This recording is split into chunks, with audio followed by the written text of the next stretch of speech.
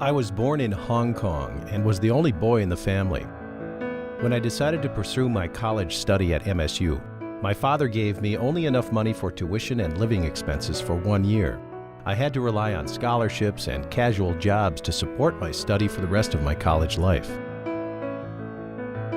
None of my family members were associated with MSU. I was the only MSU student or alumnus in the family.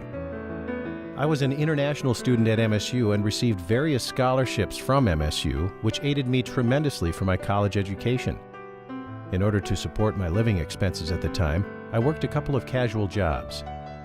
During the academic school year, I was a newspaper boy, promptly delivering newspapers each morning at 6. During the summer holiday, I worked at Green Giant, both in the cornfields, harvesting crops, as well as in the factory, packing canned goods. Coming from Hong Kong, where the climate is quite warm, I was shocked by the cold weather in Minnesota during my first winter at MSU. After the initial shock, I eventually came to love the refreshing, icy weather. While at MSU, I experienced driving on frozen lakes and tried a hand at ice fishing. It was great fun. Reminiscing back at student life, everyone was very close-knit and a large majority of the faculty was strongly interested in our success as a student body. The personal advice that I received from my professors and the challenging courses really prepared me for the real world. I enjoyed my time while at MSU very much. During my time at MSU, I tried a couple of sports at first, and although I enjoyed it, I looked and felt like a fish out of water. With the support and encouragement from the faculty, I learned the proper techniques and gained the confidence to try many other different sports. I liked all sorts of sports from fencing to badminton. I especially liked to play basketball and pool.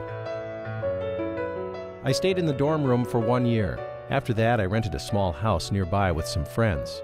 In order to get a free ride to school, I had to hitchhike every morning. Of course, this was not an easy task, so in order to ensure my free ride, especially in the winter, I made all sorts of funny faces, postures, and wore brightly colored clothing to attract drivers to stop for me. MSU gave me a solid foundation that built up my confidence in my career life. It also gave me a strong motivation to pursue further studies. This was the reason why I had the determination to achieve a PhD in my later life. After graduating MSU with Bachelor of Science and MBA degrees, many doors were opened for me and led me to working with multinational firms such as IBM, HP, and others. After 20 years of working in the business sector, I turned to academia.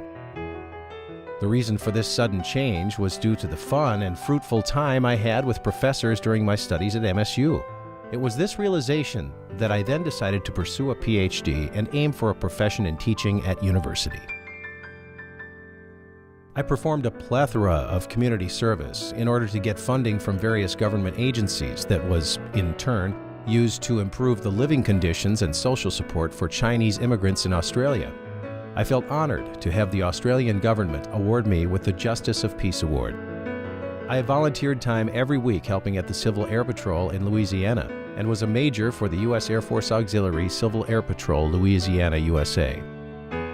I enjoyed all sorts of sports. I was a PADI master scuba diver and a private pilot. The quality of the MSU education and MSU professors' dedication in teaching made me proud to be a member of the MSU community. Dr. LeeYao passed away on November 14, 2012 in Houston, Texas. He was Professor Emeritus at Loyola University in New Orleans.